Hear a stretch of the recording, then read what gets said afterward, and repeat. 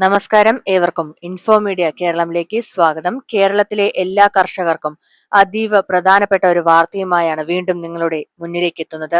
ഇപ്പോൾ സംസ്ഥാന സർക്കാർ ആരംഭിച്ചിരിക്കുന്ന അഗ്രിസ്റ്റാക്ക് കർഷക രജിസ്ട്രേഷൻ എന്ന പദ്ധതി വലിയ രീതിയിൽ ശ്രദ്ധ നേടുകയാണ്.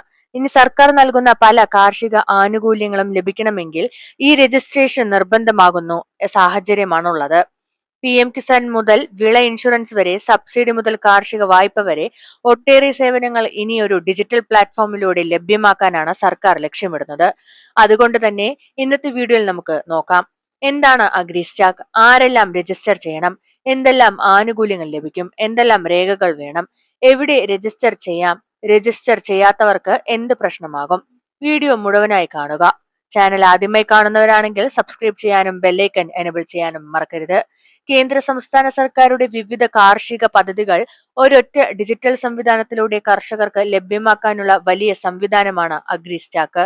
അതായത് ഇപ്പോൾ കർഷകർ വിവിധ ഓഫീസുകളിലേക്ക് കയറിയിറങ്ങി അപേക്ഷകൾ നൽകേണ്ട അവസ്ഥയുണ്ട്. ഒരു പദ്ധതിക്ക് ഒരു രേഖ, മറ്റൊന്നിന് മറ്റൊരു രേഖ. ഈ ബുദ്ധിമുട്ടുകൾ കുറയ്ക്കാനാണ് അഗ്രിസ്റ്റാക്ക്. ഒരു കർഷകന്റെ മുഴുവൻ കാർഷിക വിവരങ്ങളും ഒരു ഡിജിറ്റൽ ഐഡിയായി സർക്കാർ സൂക്ഷിക്കും. ഉദാഹരണത്തിന് കൃഷി ചെയ്യുന്ന സ്ഥലം, കൃഷിയുടെ തരം, ഭൂമിയുടെ വിവരങ്ങൾ, ബാങ്ക് വിവരങ്ങൾ, ലഭിച്ച സബ്സിഡികൾ, ഇൻഷുറൻസ് വിവരങ്ങൾ, ഇതെല്ലാം ഒരു പ്ലാറ്റ്ഫോമിൽ ലഭ്യമാകും.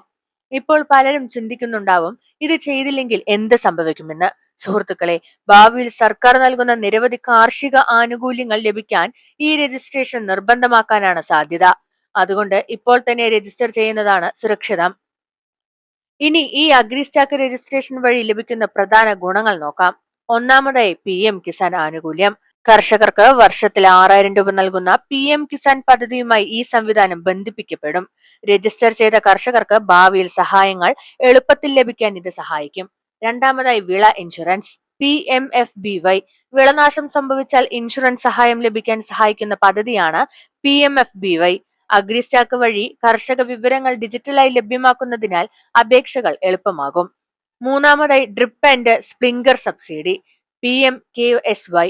പദ്ധതിയുടെ ഭാഗമായി ഡ്രിപ്പ് ഇറിഗേഷൻ, സ്പ്രിംഗ്ലർ തുടങ്ങിയവയ്ക്ക് സബ്സിഡി ലഭിക്കും. വെള്ളക്ഷാമം നേരിടുന്ന കർഷകർക്ക് ഇത് വലിയ സഹായമാണ്. നാലാമതായി കാർഷിക ഉപകരണങ്ങൾക്ക് സബ്സിഡി, ട്രാക്ടർ, ഡില്ലർ, മറ്റ് കാർഷിക ഉപകരണങ്ങൾ എന്നിവ വാങ്ങുമ്പോൾ ലഭിക്കുന്ന സബ്സിഡികളും ഇതുമായി ബന്ധിപ്പിക്കും. SMAM പദ്ധതിയിലൂടെ സഹായം ലഭിക്കും. അഞ്ചാമതായി പച്ചക്കറി ഫലം കൃഷി സഹായം, MIDH പദ്ധതിയിലൂടെ പച്ചക്കറി, പഴം, സുഗന്ധവ്യഞ്ജന കൃഷികൾക്ക് സഹായങ്ങൾ ലഭിക്കും. ആറാമതായി കാർഷിക പെൻഷൻ, അതുപോലെ തന്നെ വൈദ്യുതി ഇളവ്. ചില സംസ്ഥാനങ്ങളിൽ ലഭിക്കുന്ന കാർഷിക പെൻഷൻ, വൈദ്യുതി സബ്സിഡി തുടങ്ങിയ സേവനങ്ങളും ഈ സംവിധാനം സഹായകരമാക്കും. ഏഴാമതായി ബാങ്ക് വായ്പകൾ എളുപ്പമാക്കും. കർഷകന്റെ വിവരങ്ങൾ ഡിജിറ്റലായി ലഭ്യമാക്കുന്നതിനാൽ ബാങ്ക് ലോൺ നടപടികൾ വേഗത്തിലാക്കാൻ സാധ്യതയുണ്ട്. രജിസ്റ്റർ ചെയ്യാൻ ആവശ്യമായ രേഖകൾ നോക്കാം. ആധാർ കാർഡ്, ആധാറുമായി ബന്ധിപ്പിച്ച മൊബൈൽ നമ്പർ, ഭൂമിയുടെ രേഖ, കരം രസീത് അല്ലെങ്കിൽ അതുപയോഗിക്കാം. ഇവ നിർബന്ധമായും കയ്യിലുണ്ടാകണം. എവിടെ നിന്ന് രജിസ്റ്റർ ചെയ്യാം? രജിസ്റ്റർ ചെയ്യാൻ ഉള്ള 2 മാർഗങ്ങളാണുള്ളത്. ഒന്നാമതായി ഓൺലൈൻ വഴി സർക്കാരിന്റെ ഔദ്യോഗിക വെബ്സൈറ്റിൽ പ്രവേശിച്ച് രജിസ്റ്റർ ചെയ്യാം. അതിനായുള്ള വെബ്സൈറ്റ് ഞാൻ നിങ്ങൾക്ക് ഡിസ്ക്രിപ്ഷൻ ബോക്സിൽ നൽകാം. അടുത്തതായി അക്ഷയ അല്ലെങ്കിൽ CSC കേന്ദ്രങ്ങൾ. ഓൺലൈൻ ചെയ്യാൻ അറിയാത്തവർക്ക് സമീപത്തെ അക്ഷയ കേന്ദ്രത്തിലോ CSC സെന്ററിലോ പോയി രജിസ്റ്റർ ചെയ്യാം. രജിസ്ട്രേഷൻ ചെയ്യുമ്പോൾ ശ്രദ്ധിക്കേണ്ട കാര്യങ്ങളുണ്ട്. ആധാറുമായി മൊബൈൽ നമ്പർ ലിങ്ക് ചെയ്തിരിക്കണം, കാരണം OTP വരുമ്പോൾ കൃത്യമായി അറിയാനാണ്. ഭൂമിയുടെ രേഖകൾ ശരിയായിരിക്കണം. ബാങ്ക് വിവരങ്ങൾ തെറ്റില്ലാതെ നൽകുക. OTP വരുന്നതിനാൽ മൊബൈൽ കയ്യിൽ തന്നെ വെക്കേണ്ടതാണ്. സാധാരണ ആളുകൾക്കുള്ള സംശയങ്ങളാണിത്. അതുപോലെ തന്നെ നിങ്ങൾക്ക് സാധാരണയായി ചില സംശയങ്ങൾ ഉണ്ടാകാം. അതിനുള്ള ഉത്തരങ്ങൾ ഞാൻ നൽകാം. ഭൂമി സ്വന്തമല്ലെങ്കിൽ എന്താണ് ചെയ്യേണ്ടത്? ലീസ് കർഷകരെ സംബന്ധിച്ചുള്ള പ്രത്യേക മാർഗനിർദ്ദേശങ്ങൾ പിന്നീട് വരാൻ സാധ്യതയുണ്ട്. ചെറിയ കർഷകരും രജിസ്റ്റർ ചെയ്യണോ? അതെ, ചെറിയ കർഷകരും വലിയ കർഷകരും എല്ലാവരും ചെയ്യേണ്ടതാണ്. ഇതിനായി ഫീസ് ഉണ്ടോ? സ്വയം ഓൺലൈനായി ചെയ്യുമ്പോൾ ഫീസ് ഇല്ല. CSC അല്ലെങ്കിൽ അക്ഷയ കേന്ദ്രങ്ങളിൽ ചെറിയ സർവീസ് ചാർജ് ഉണ്ടാകാം.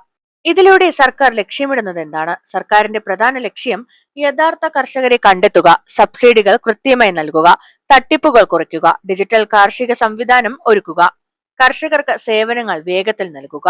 ഭാവിയിൽ ഒരു കർഷകന് ഒരു ഫാർമർ ID ലഭിക്കാനാണ് സാധ്യത. അതുപയോഗിച്ച് സബ്സിഡി, ഇൻഷുറൻസ്, വായ്പ, പെൻഷൻ, കാർഷിക സഹായങ്ങൾ എല്ലാം ഒരൊറ്റ സംവിധാനത്തിലൂടെ ലഭിക്കാൻ സാധ്യതയുണ്ട്.